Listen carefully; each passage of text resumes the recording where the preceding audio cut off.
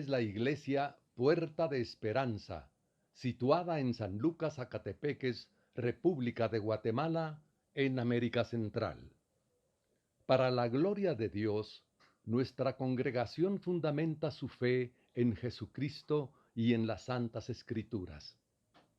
Agradecemos a Dios que hoy se pueda contar con Internet para cumplir con cabalidad el mandamiento de nuestro Señor Jesucristo, que es predicar el Evangelio en todas partes del mundo. Con mucho agrado, ofrecemos hoy la prédica de nuestro pastor general, el licenciado Gustavo Adolfo Bonilla.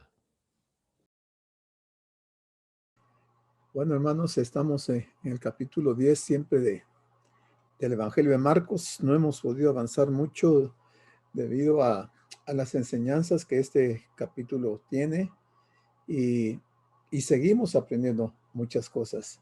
Y digo seguimos porque yo también estoy aprendiendo de este Evangelio y todas esas situaciones que vivió el Señor en aquella época con los apóstoles. Es interesante notar que la llegada de aquel joven que se postró delante del Señor y le dijo que qué debía hacer para heredar la vida eterna, desató una serie de enseñanzas interesantes que quizás nosotros no nos habíamos detenido a verlas en su profundidad. Pero lo que vamos a ver hoy también tiene que ver en parte con esa situación. Y recordemos que cuando ese joven se fue triste, cuando el Señor le dijo que era lo que tenía que hacer, que no era fácil, por supuesto, no era fácil, máxime en la condición de él, que la riqueza que tenía, él estaba muy apegado a esa riqueza, y cuando el Señor le menciona que se deshaga de ella, eso le golpeó fuertemente. Yo no sé si nosotros hubiéramos estado en el caso de él, si hubiéramos actuado de esa manera o realmente hubiéramos atendido la instrucción del Señor. Bueno, pero todo eso causó ahí entre los discípulos asombro y dudas, y se cuestionaron muchas cosas y le preguntaron al Señor, por lo menos Pedro, que es el que más participa. Pedro le dice al Señor: Señor, nosotros lo hemos dejado todo, ¿qué pues tendremos? Luego de la entrevista esa con ese joven.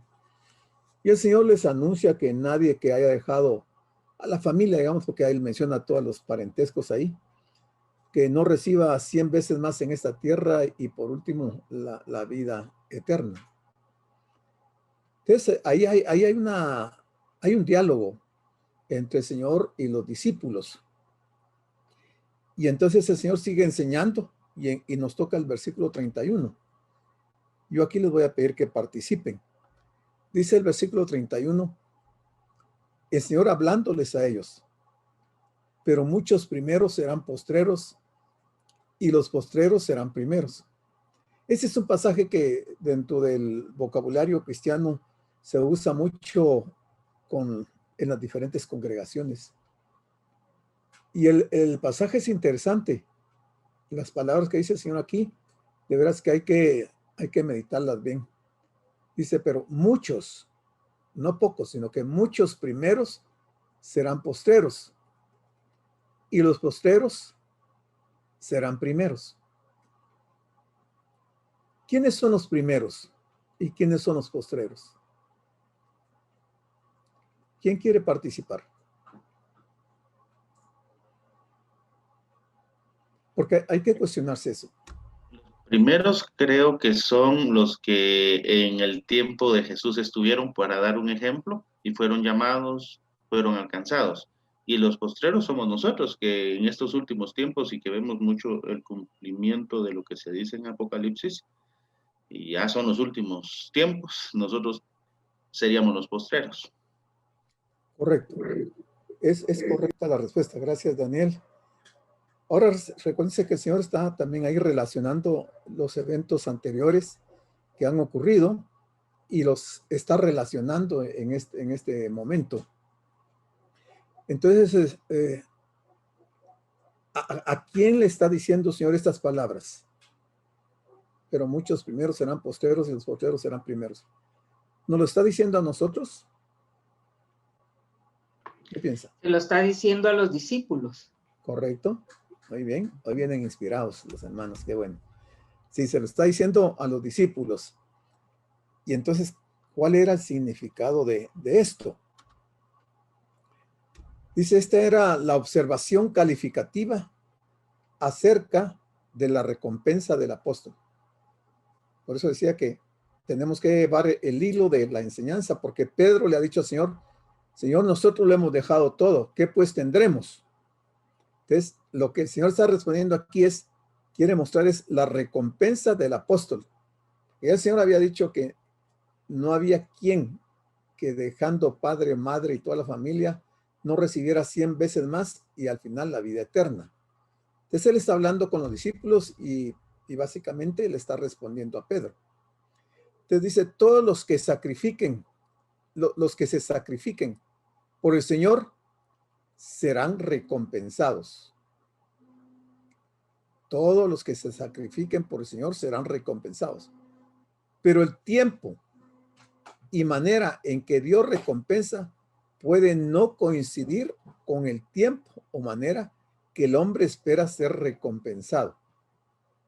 Si hay duda, por favor, ustedes me interrumpen y me dicen, porque quiero que lo entendamos. Dice, todos los que se sacrifiquen por el Señor serán recompensados. Pero el tiempo y la manera en que Dios recompensa puede no coincidir con el tiempo o manera que el hombre espera ser recompensado. Cuando Dios recompensa, espera lo inesperado. Jesús enseñó esta parábola. Miren, esta parábola es bien interesante. Jesús enseñó la parábola del terrateniente y los trabajadores. Y con eso hace una ilustración poderosa del derecho y habilidad de Dios para recompensar de maneras inusuales. Entonces, cuando él está hablando que muchos primeros serán postreros y que los postreros serán primeros, él se está refiriendo o le está dando respuesta a Pedro de la pregunta de que qué van a recibir ellos si lo han dejado todo. Y entonces el Señor menciona esta parábola que está en Mateo 20, del 1 al 16. Entonces miremos qué dice esta, en parte, vamos a ver, no vamos a ver toda la parábola, pero yo creo que ahorita que mencionemos unos versículos, ustedes se van a recordar de esa parábola. Mateo 21. Hermano Gustavo, perdone. Sí, hermano Rolito. Yo me recuerdo que en la escritura parece que donde dice que hay que hacer buenas obras, pero tampoco quiere sacrificio, ¿va? Y aquí dice que sí, los sacrificios serán recompensados. Correcto. Sí. Ahora, los sacrificios no cuentan para nada con respecto a la salvación. Ajá. Si alguien se quiere salvar haciendo obras, sacrificios, no lo va a obtener. Pero sí hay que hacer sacrificios de servicio a Dios, ya creyentes, no para la salvación, sino que para obtener galardones. Ah, ya. ¿Verdad? A eso se está refiriendo. Muchas gracias. Para servir al Rolito. Entonces el 21 de Mateo dice, porque el reino de los cielos, recuérdense que el joven llegó preguntando qué hacer para heredar la vida eterna, o sea, el reino de los cielos. Dice, porque el reino de los cielos es semejante a un hombre, padre de familia, que salió por la mañana a contratar obreros para su viña. Y se recuerdan que él va a distintas horas a la plaza. La primera vez sale en la mañana, dice, salió por la mañana a contratar obreros para su viña. Cuando él contrató a estos obreros, les dijo que si iban a su viña, él les pagaría un denario. Y los obreros estuvieron de acuerdo y fueron a la viña del Señor, de este terrateniente, a trabajar. Y en ese sentido se va a desarrollar la parábola. Nos vamos a pasar al 20:11. Dice, y al recibirlo, o sea, cuando él ya recibe el denario, cuando el Señor ordena al mayordomo que le pague a los obreros, le dice que empiece por el último por el postrero. A todos el Señor les ofreció un denario. Al que contrató en la mañana le ofreció un denario. Al que contrató a media mañana le ofreció un denario. Al que contrató a media tarde le ofreció un denario. Y al que contrató al final de la tarde, a los 4 les ofreció un denario. El tiempo de trabajo iba a ser diferente. El que llegó en la mañana iba a trabajar más, iba a trabajar todo el día. Pero el que llegó al final de la tarde, ese solo trabajó quizás 1 hora. Dice que cuando él recibió su denario, el 20:11, y al recibirlo, murmuraban contra el padre de familia, el que los había contratado. El 12 dice, diciendo, estos postreros han trabajado 1 sola hora y los has hecho iguales a nosotros, que hemos soportado la carga y el calor del día. Aquí ellos están protestando en contra del Señor que los contrató, porque ven que al que llegó a las 5 de la tarde o a las 4 y solo trabajó 1 hora, le pagaron un denario. Y al que llegó a las 8 de la mañana, le pagaron un denario también. Entonces el Señor respondiendo dijo a uno de ellos, amigo, no te hago agravio. ¿No conviniste conmigo en un denario? Y así había sido la contratación, ¿verdad? Él no le dijo, si trabajas todo el día te voy a dar 2 denarios. Él le dijo, si vas a mi viña a trabajar te voy a pagar un denario. Luego el 14 dice, el Señor le dice, toma lo que es tuyo y vete, pero quiero dar a este postrero como a ti. El 20:15, ¿no me es lícito hacer lo que quiero con lo mío? ¿O tienes tú envidia porque yo soy bueno? Y el 16, así, los primeros serán postreros y los postreros primeros, porque muchos son llamados, mas pocos escogidos. Entonces estamos estudiando Marcos 10:31, donde dice que muchos primeros serán postreros y que los postreros serán primeros. La respuesta está aquí en Mateo, específicamente en Mateo 20:16. Los primeros serán postreros. ¿Y qué es lo que van a recibir los postreros? Su paga. El denario que él les ofreció. Porque él le dijo al mayordomo, empieza por los que llegaron de último y págales. Y cuando que llegó temprano se da cuenta que el que llegó de último le dieron un denario y a él también le dieron un denario, empezó a protestar. O sea, esa paga podríamos traducirlo como la recompensa. Entonces, los primeros serán postreros. No se está refiriendo a aspectos de salvación. Se está refiriendo a aspectos de galardones, de premios, ¿verdad?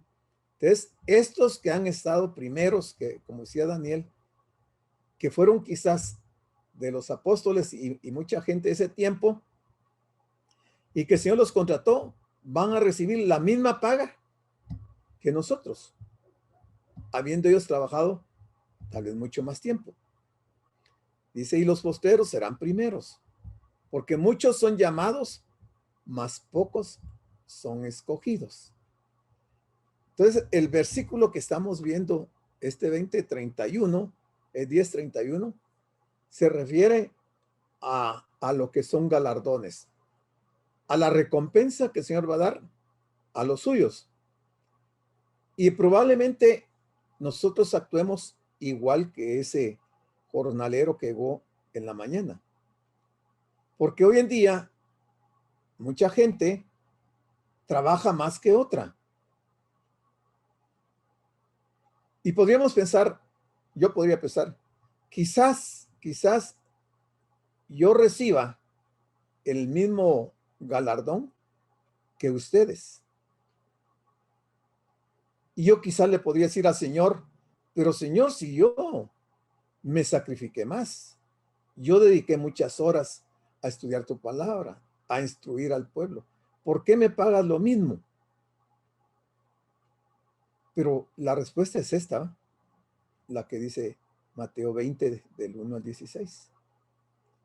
que el Señor nos contrató y el galardón que vamos a recibir quizás va a ser el mismo en alguna área de las recompensas que el Señor va a dar.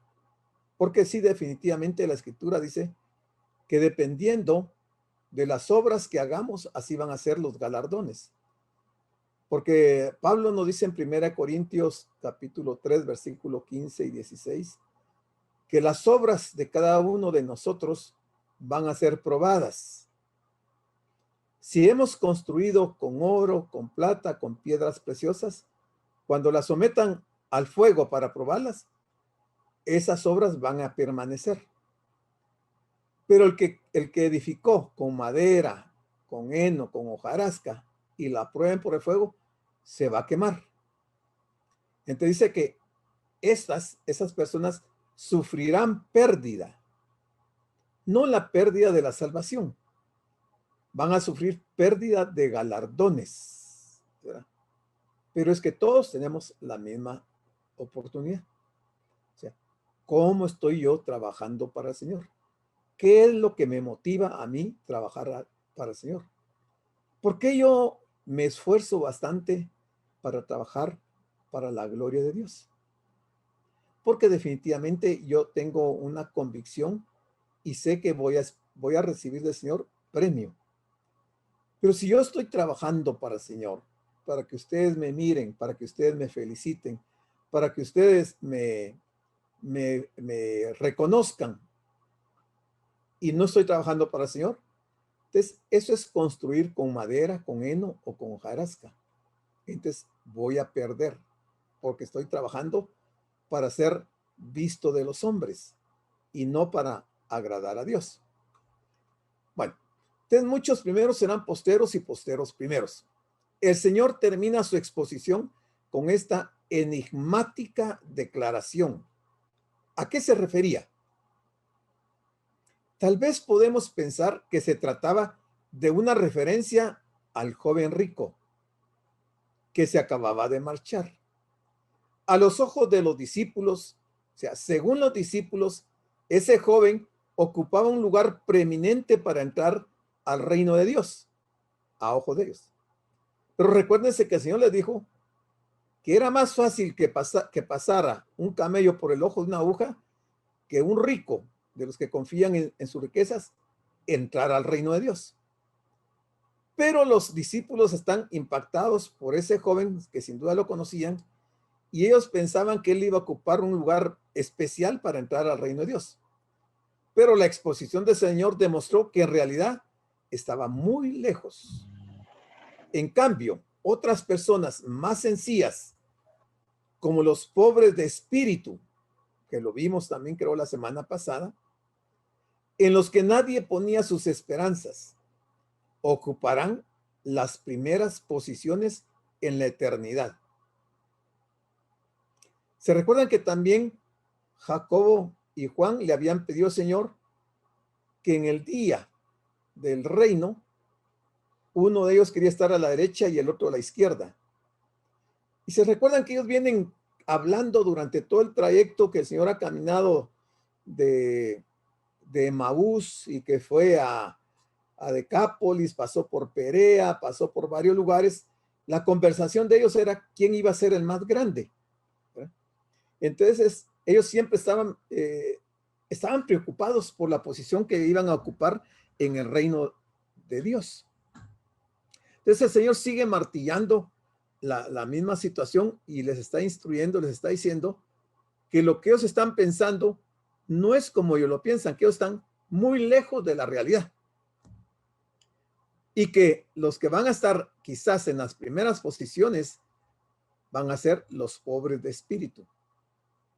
Ya dijimos y aclaramos que pobre de espíritu no es el pobre económicamente, el que tiene escasez de recursos. Ese no es el pobre de espíritu. Y nos advierte de que en el juicio de Dios, de Dios habrá grandes sorpresas. Todos nosotros vamos a quedar asombrados cuando veamos las sorpresas que se van a dar luego que salgamos del tribunal de Cristo. porque ahí en el tribunal de Cristo vamos a ser galardonados. Y tal vez de aquellas personas que nosotros pensábamos que no iban a recibir ni un solo galardón, quizás sean los que salgan con más galardones por su servicio al Señor, por la actitud con que sirvieron al Señor, ¿verdad? Por su forma de ver el evangelio. Entonces, eso es lo que el Señor está hablando en este versículo 31 del capítulo 10 de Marcos. Spurgeon nos dice esto: en el hecho final se hallará que ningún hombre, ninguno ha sido un perdedor al dar todo por el Señor Jesucristo. Ninguno va a perder lo que dé para el Señor. Absolutamente seguros de que no va a perder todo lo que hizo por el Señor. Aunque Él tiene su propio método de decidir quién debe de ser el primero y quién debe ser el último. Ese es un pensamiento de Charles Spurgeon. Entonces, Spurgeon está aclarando, también dando su punto de vista con relación a los primeros y a los postreros. Entonces, el versículo 32. Iban, dice, por el camino subiendo a Jerusalén. Fíjense que ya está casi por iniciarse la última semana, que es la semana de la pasión del Señor, en este viaje. Ya van subiendo a Jerusalén. En Jerusalén se va a dar la última semana del Señor, donde lo van a crucificar y todo lo que va a ocurrir. Pero vamos a ver qué pasa entre este punto y ya cuando llegan a Jerusalén. Se dan algunos eventos importantes. Te dice, el Señor Jesucristo estaba realizando su último viaje a Jerusalén. Ya no iba a tener un cuarto viaje. El tercer viaje era este y era el definitivo. Y en Jerusalén al Señor le esperaba la cruz. Él iba ya decidido a afrontar la cruz. Los discípulos que han oído que el Señor les ha dicho que es necesario que Él sea muerto y resucite, y que sea golpeado, que sea crucificado, que le escupan, que lo denigren. Todas esas pláticas a ellos les tiene preocupados y ellos están pensando cómo va a ser eso, porque ellos reconocían que Jesús era el Mesías. Entonces entendían que el Mesías era rey y que él iba a dar continuidad al reinado de David. Entonces hay una confusión tremenda en ellos porque decían, si él es el rey, si él es el Mesías rey, ¿cómo es posible que lo van a matar si él tiene que inaugurar el reino?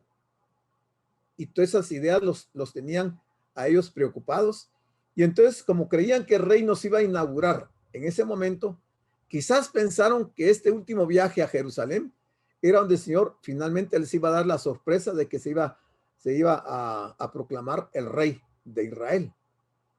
Y en esa idea estaban sus pensamientos. Te dice, en el camino iba explicándoles a sus discípulos que solo de esta manera se podría establecer el reino de Dios en la tierra. ¿De qué manera? Yendo a la cruz.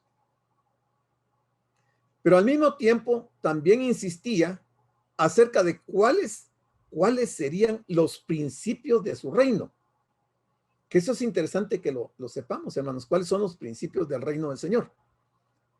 El primer punto dijo que muchos primeros serán postreros y los postreros primeros. Este es el primer principio del reino.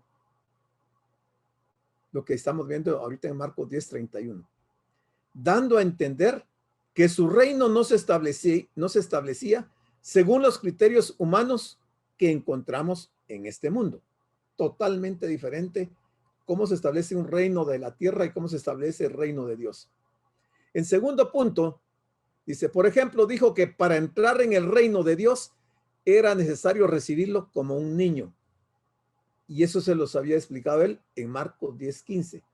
Se recuerdan que él tuvo a los niños, los cargó y que los discípulos hablaron con los papás y los regañaron prácticamente porque los niños escandalizaban y el Señor les dijo, dejen que los niños vengan a mí. Y de ese pasaje saca la enseñanza que nadie que no reciba el reino como un niño no va a poder entrar en el reino. Ese es otro principio.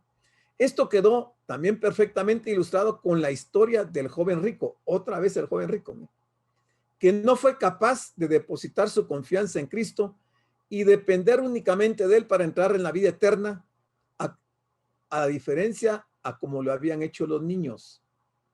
Entonces, él es el otro extremo, él es el contraste. Esto lo vimos en Marcos 10, del 17 al 22. Y en tercer lugar tenemos que en el pasaje que tenemos delante, vamos a considerar que la grandeza dentro de su reino tampoco se consigue como en el mundo, sino a través del servicio. La grandeza se consigue a través del servicio. Y no se olviden de esto, porque más adelante vamos a ver unas palabras de él interesantes en relación a esto del servicio. Los discípulos escuchaban las enseñanzas de Jesús, pero se resistían una y otra vez a aceptarlas. O sea, por eso dice ahí varias veces que ellos estaban asombrados, estaban confundidos, no lograban hilvanar las ideas y las palabras del Señor de acuerdo a los pensamientos de ellos. Bueno, entonces dice que iban por el camino subiendo a Jerusalén y Jesús iba delante. Uno se puede preguntar, ¿por qué el Señor iba adelante? ¿Por qué él pudo haber ido en medio del grupo de personas que iban ahí, o en alguna otra posición, pero no adelante? Marcos lo presenta caminando delante de sus discípulos, lo que nos hace pensar en varias cosas. Primero, la urgencia de la obra que había de realizar, junto con la angustia y el dolor de beber aquella amarga copa. La urgencia, por eso va adelante, la urgencia de la obra que había de realizar junto con la angustia y el dolor de beber aquella copa. Eso le hacía apresurar sus pasos de manera que iba delante de ellos. Segundo, el hecho de que sus discípulos fueran detrás de él y que estuvieran pensando en asuntos puramente mundanos, de quién iba a ser el más grande, que uno quería estar a la derecha, el otro a la izquierda, y los otros peleando porque ellos habían pedido eso. Eso nos muestra la tremenda soledad de Cristo frente a la cruz. O sea, el Señor no está teniendo el apoyo espiritual ni de ninguna índole de sus discípulos, porque ellos están pensando mundanamente, están pensando en posiciones importantes para ellos. Pero el Señor va a la cruz, él va a dar su vida. No era el momento de ese tipo de pensamientos. Y tercero, pero tal vez debamos pensar también que frente a la incomprensión de sus discípulos, el Señor se adelantara en busca de la soledad que le permitiera estar en comunión íntima con su Padre Celestial. O sea, quizás él quería llegar lo antes posible para apartarse y estar en comunión con su Padre, porque la hora prácticamente ya había llegado. Y él va pensando eso, y es lo que les está diciendo a ellos. Marcos nos presenta ahora la última etapa del ministerio de Jesús, cuando subió por última vez a Jerusalén. Y aunque sabía exactamente qué era lo que ahí le esperaba, sin embargo mostraba su determinación por hacer la voluntad de su Padre, cualquiera que fuera el precio a pagar. Él está enfocado totalmente en cumplir la voluntad de Dios, sin importar que el costo era muy alto. Para él era un costo demasiado alto.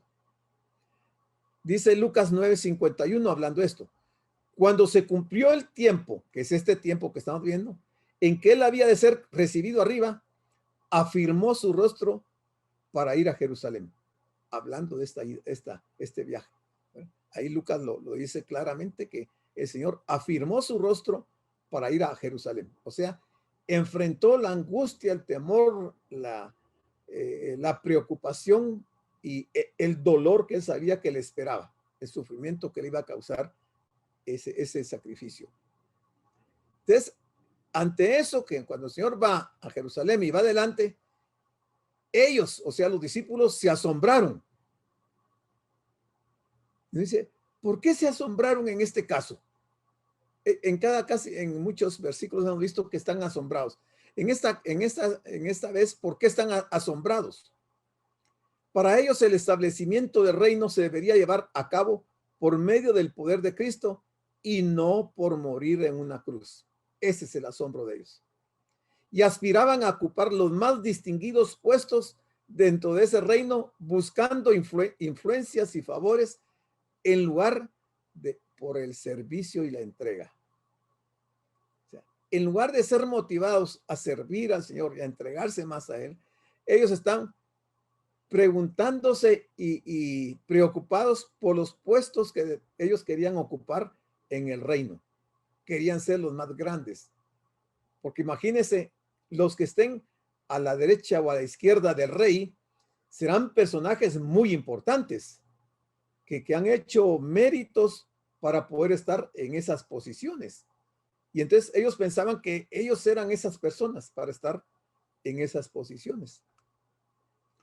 Se dice que le seguían, como iban atrás, le seguían con miedo. O sea, el asombro es una serie de cuestionamientos en sus mentes, preocupaciones, ideas que no logran, no la logran concatenar, porque están pensando de una manera, pero están oyendo las explicaciones del Señor que es contraria a lo que ellos están pensando. ¿Por qué le seguían con miedo? Mientras caminaba delante de ellos, los discípulos podían ver en su rostro las marcas profundas de su dolor y nuevamente se asombraron y le seguían con miedo. O sea, la expresión del Señor ya denotaba un dolor por lo que pronto él iba a pasar. Todo parecía presagiar el peligro que se avecinaba. Mientras más se acercaran a Jerusalén, el peligro estaba más cerca. Aunque por lo que luego veremos, ninguno de ellos compartía con él sus emociones y pensamientos, sino que estaban inmersos en sus propios planteamientos acerca del reino y en sus sueños de grandeza. Muy parecidos a nosotros, ¿verdad? Yo creo que todos no podemos negar que tarde o temprano dentro de las congregaciones aspiramos a las mejores posiciones y no estamos conscientes de lo que al Señor le ha costado nuestra salvación. Entonces dice, volviendo a tomar a los 12 aparte, o sea, el Señor, subiendo a Jerusalén, tomó a los 12 aparte, quiere decir que iba mucha gente también ahí siguiéndole. Y entonces el hecho de tomarlos por aparte es que les quiere dar otra revelación, otra enseñanza, que ellos debían de conocerla por los acontecimientos que venían. Entonces dice, les comenzó a decir las cosas que le habían de acontecer al Señor. Aquí nuevamente el Señor les descubre el telón para mostrarles, pero de una forma bastante clara, qué es lo que le va a ocurrir a él. Dice, en algún momento del camino, el Señor volvió a tomar aparte a los 12 y volvió a revelarles de forma aún más clara la causa de su profunda perturbación. Fijémonos en las frases cortas que utiliza, como si tuviera que volver a respirar después de cada una de ellas para tomar aliento. O sea, la angustia, tal vez entremezcladas con sollozos, quizás, puede ser. Pero al mismo tiempo, el conocimiento preciso que tenía de todo lo que le había de ocurrir nos revela una vez más que él, o sea, Jesús, él no era un mero hombre, no era un hombre común y corriente, un hombre como nosotros. Él no era así. Y también que la cruz no fue un fallo en su programa mesiánico, no fue un error. No había ningún fallo en eso, en los planes de Dios, sino algo previamente planificado en el seno de la Trinidad. No había nada de involuntario, no había nada de imprevisto en la muerte del Señor. Fue el resultado de su propia elección libre. Nadie lo obligó. Él voluntariamente dio su vida por nosotros. Y fue muy determinada y muy deliberada esa postura de parte del Señor. Notemos también que esta era la tercera vez que él anticipaba sus sufrimientos y muerte, siendo aún más preciso que en las ocasiones anteriores. Por ejemplo, aquí anticipa las burlas que se iban a mofar de él. Les hace ver de que va a ser azotado por parte de sus enemigos y que le escarnecerían, le azotarían y le escupirían a él. Todo eso se los está él diciendo nuevamente por tercera vez a los discípulos. Bueno, ¿qué dice el siguiente versículo, el 33? Dice, he aquí, agarró a los 12 aparte para darles estas enseñanzas. Dice, he aquí, subimos a Jerusalén. Subimos a Jerusalén. ¿Y qué va a pasar? Primero, el Hijo del Hombre será entregado a los principales sacerdotes y a los escribas. A dos grupos. A los principales sacerdotes y a los escribas. Cuando él llegue a Jerusalén, esto va a ocurrir. Él va a ser entregado a estos dos grupos. Luego, ¿qué va a ocurrir? Dice que estos grupos, los sacerdotes y los escribas, le van a condenar a muerte. Le condenarán a muerte. Mire que con qué lujo de detalle y con qué claridad el Señor les está diciendo a los discípulos lo que le espera a su llegada a Jerusalén. Luego que lo condenen a muerte, dice que le entregarán a los gentiles. Aquí en el punto 1 le entregarán, lo van a entregar a estos dos grupos, sacerdotes, principales sacerdotes y a los escribas. Pero cuando ellos lo condenen a muerte, estos dos grupos lo van a entregar a los gentiles. A los gentiles, no a los judíos, sino que a los gentiles los van a entregar. ¿Quiénes son los gentiles en este caso? Poncio Pilatos, Herodes y toda esa clase de gente que fueron los que finalmente lo condenaron. O sea que aquí la condena es del tipo religioso para que sea condenado políticamente por las autoridades. La sombra de la cruz se hacía cada vez más densa y el Señor manifestaba aquí la angustia interior que sentía al anticipar la agonía del Getsemaní y el Calvario. Mire, es un proceso doloroso que el Señor lo está viviendo ya previo a que esto se materialice. Él está expresando con mucho sentimiento y viviendo, teniendo la sensación de lo que le va a ocurrir y se los está relatando a los discípulos. Les dice el versículo 34. Y le escarnecerán, o sea, los gentiles, ya que los escribas y los sacerdotes lo entreguen a los gentiles le escarnecerán. Y se recuerdan que fueron los romanos los que azotaron la humanidad del Señor, que le despedazaron sus espaldas, que le pusieron la corona de espinas, que lo clavaron en la cruz, que le traspasaron con una lanza a su costado, que le escupieron en el rostro, que le dieron de golpes en su rostro. Hicieron todo lo que quisieron. Dice, le escarnecerán, le azotarán. Mire qué detalle, qué lujo de detalle el Señor está diciendo de lo que le iba a suceder. Y exactamente lo que Él les dice fue lo que ocurrió. Y le escupirán en Él. Y por último, le matarán. Entonces, Él les da el proceso de su juicio, cómo se va a llevar a cabo hasta la muerte. Los discípulos no estaban entendiendo. Ellos seguían pensando que la llegada a Jerusalén era para que Él inaugurara el reino. Y ellos esperaban ser nombrados en los principales cargos para estar al lado del Señor. Pero luego que le mataran, les dice que también que al tercer día iba a resucitar. Más claro no pudo haber estado el proceso de la ejecución del Señor. ¿Quiénes, cómo, de qué manera y cuáles iban a ser los sufrimientos que el Señor iba a pasar, por los que él iba a pasar? Dice el 35, aquí está. Entonces Jacobo y Juan, hijo de Zebedeo, se le acercaron diciendo, mire, es que suena irrazonable. El Señor les acaba de decir cómo es que los sacerdotes y los escribas lo van a poner en juicio y lo van a condenar. Y luego le dice que lo van a entregar a los gentiles. Y les explica que entregado a los gentiles, la forma en que lo van a matar y él va a resucitar.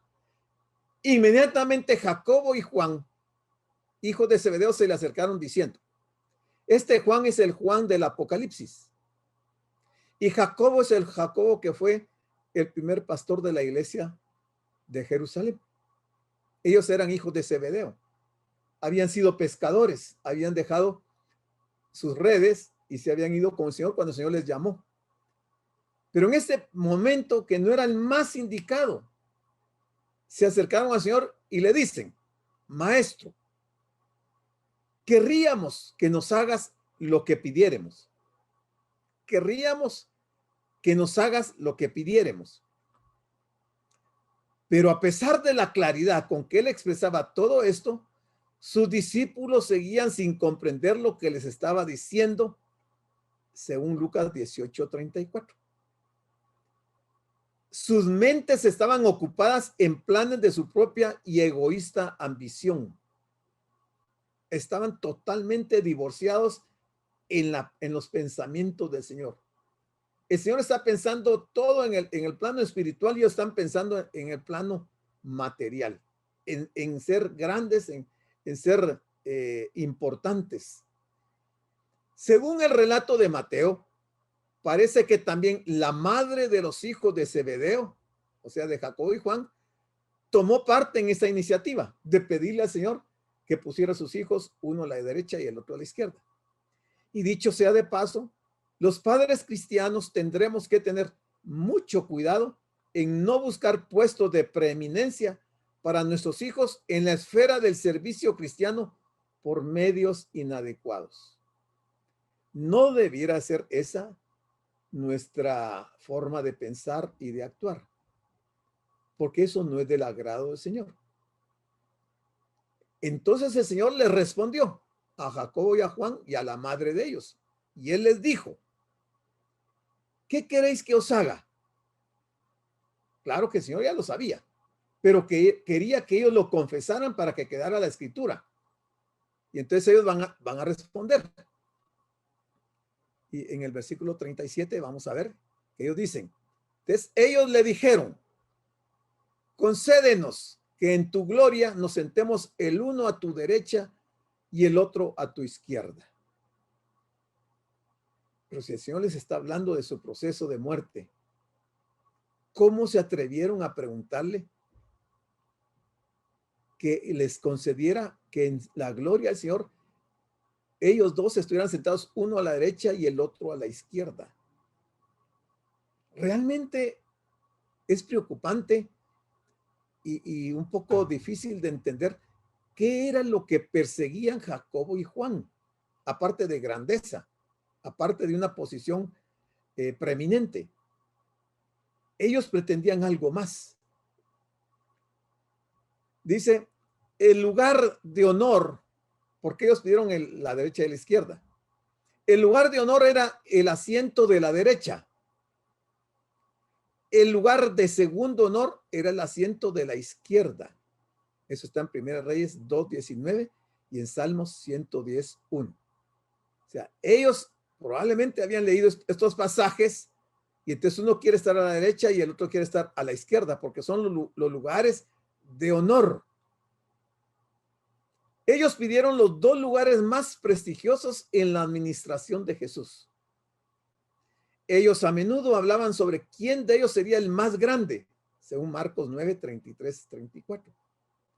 Jacobo y Juan se sentían confiados de que ellos serían los más grandes, así que ellos le pidieron a Jesús que confirmara sus opiniones acerca de ellos sobre las altas posiciones en ese momento. Yo me pongo a pensar, si Jacobo y Juan, apóstoles que el Señor escogió, tuvieron este tipo de pensamientos, ¿qué tipo de pensamientos no tendremos nosotros que tal vez no los expresamos? O quizás sí.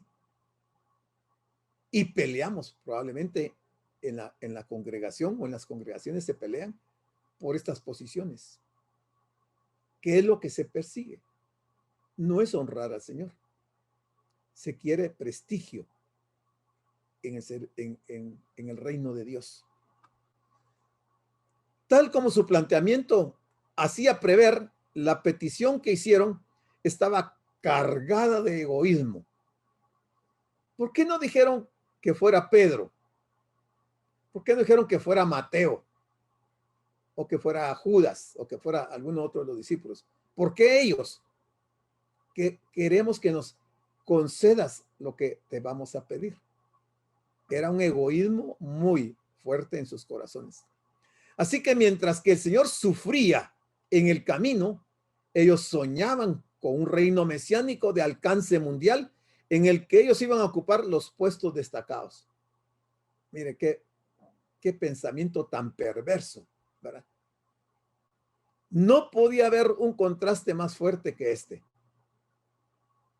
Solo porque el Señor era como es, no hizo algo diferente con ellos y no los reprendió fuertemente y les hubiera dicho palabras muy, muy groseras, pero él no iba a hacer eso. Por el contexto podemos ver que todos los discípulos pensaban en lo mismo, pero dos de ellos, Jacobo y Juan, se adelantaron al resto para ser elegidos de antemano como los primeros ministros en el reino de Cristo. No perdieron tiempo, aprovecharon antes de que los otros, porque esa era la conversación de ellos todo el camino, de los diferentes lugares donde habían estado último, estaban todos platicando quién iba a ser el más grande. No era solo Jacobo y Juan, pero estos se adelantaron a los otros, ¿verdad? Y había mucho egoísmo de parte de ellos. Mateo es más explícito en relación a la pregunta de Pedro, cuando le dijo al Señor, entonces respondiendo Pedro le dijo, he aquí, nosotros lo hemos dejado todo y te hemos seguido. ¿Qué pues tendremos?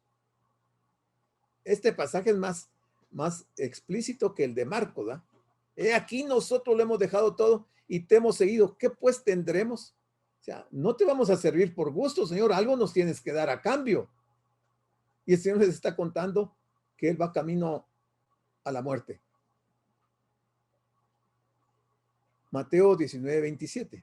Dice 19:28. Y Jesús les dijo, de cierto os digo que en la regeneración, ya hablamos cuál es la regeneración, ¿se recuerdan? ¿Sí se recuerdan? ¿Cuál es la regeneración? Vamos a ver, abra su micrófono.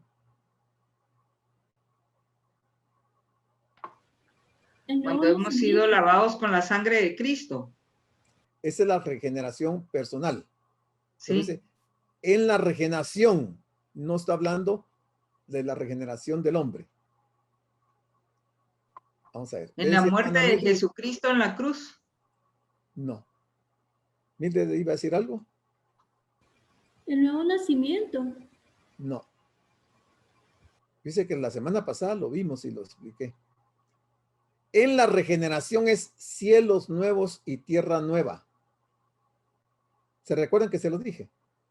La regeneración es cielos nuevos y tierra nueva. Aquí no estamos hablando de la regeneración del cristiano.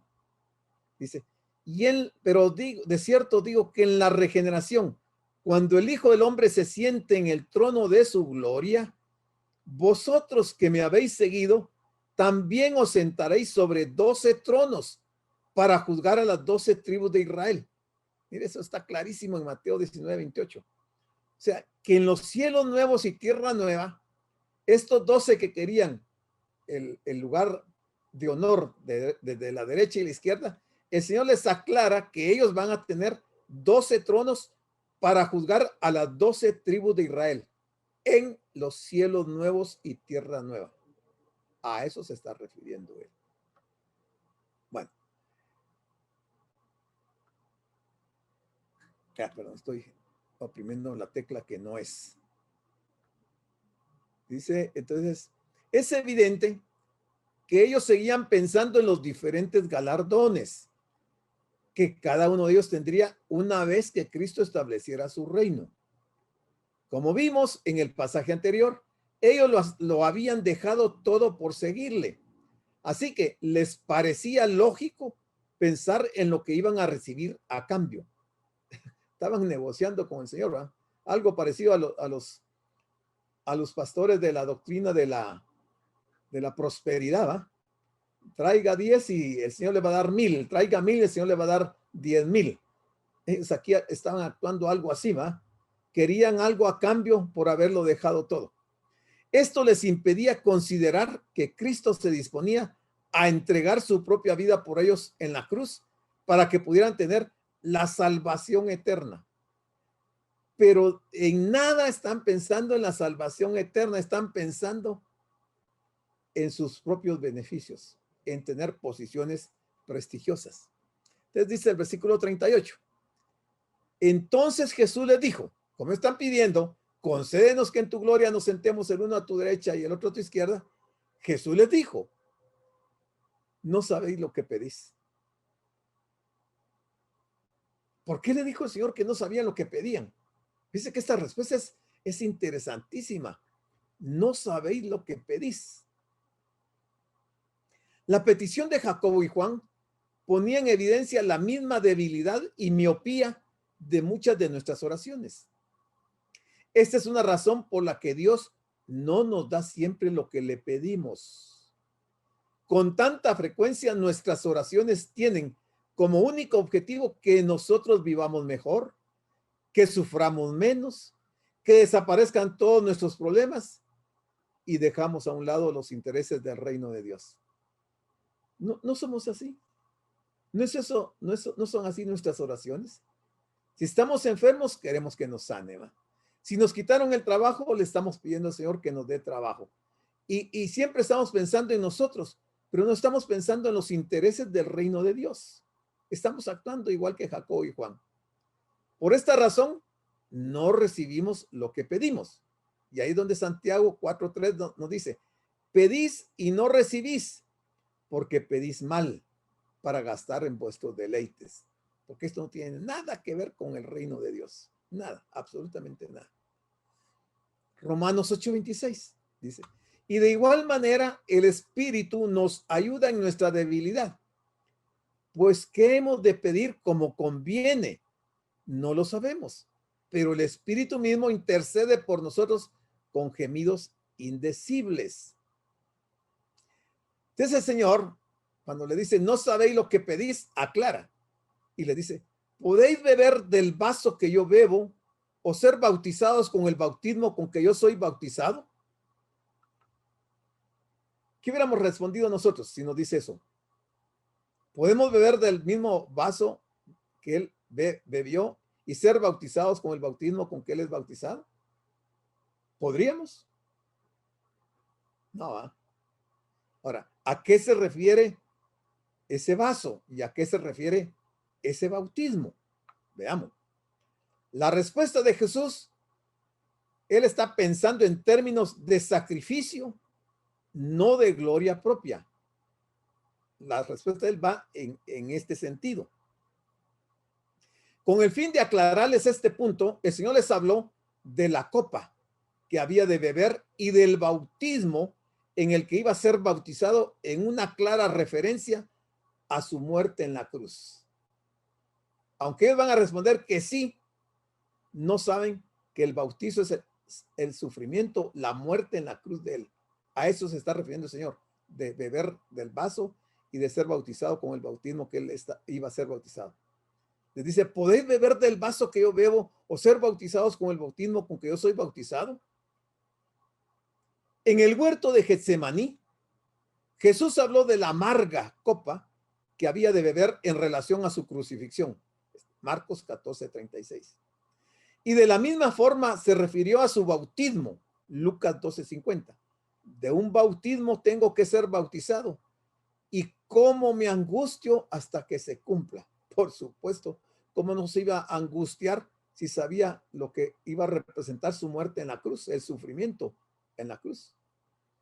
Cuando el Señor les preguntó a sus discípulos si estaban dispuestos a beber esa copa y pasar por el mismo bautismo, les estaba hablando de sumergirse en la terrible experiencia de dolor y muerte que él iba a atravesar.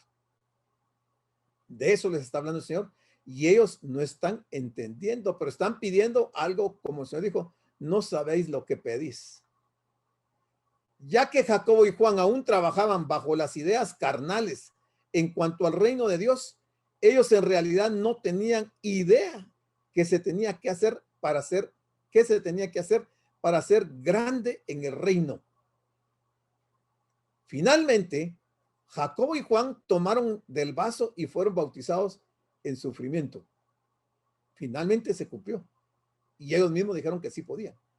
Pero cada uno experimentó sufrimiento de distintas maneras. Veamos. Jacobo fue el primer apóstol en ser martirizado. O sea, lo pasaron a espada, según Hechos 12, 1 y 2. De acuerdo con la tradición, Juan nunca fue martirizado, pero él sobrevivió un intento de asesinato por inmersión en un baño de aceite hirviendo. Es posible que haya sido ejecutado, dice. Un comentarista dice que es posible que Juan haya sido ejecutado, pero no se tiene claro ese punto. Muy bien. Entonces nos toca el versículo 39. Ellos dijeron, pero yo les digo, son las 8 en punto. Ya no vamos a poder continuar. Nos vamos a quedar con el 39 para la siguiente reunión, que sería el viernes. Entonces, si hay preguntas del tema, oigan, me gustaría preguntas del tema. Si no son del tema, no me vaya a preguntar. Me puede preguntar si tiene alguna duda, después me llama por teléfono y me pregunta. Pero del tema de lo que dijimos, de lo que hablamos,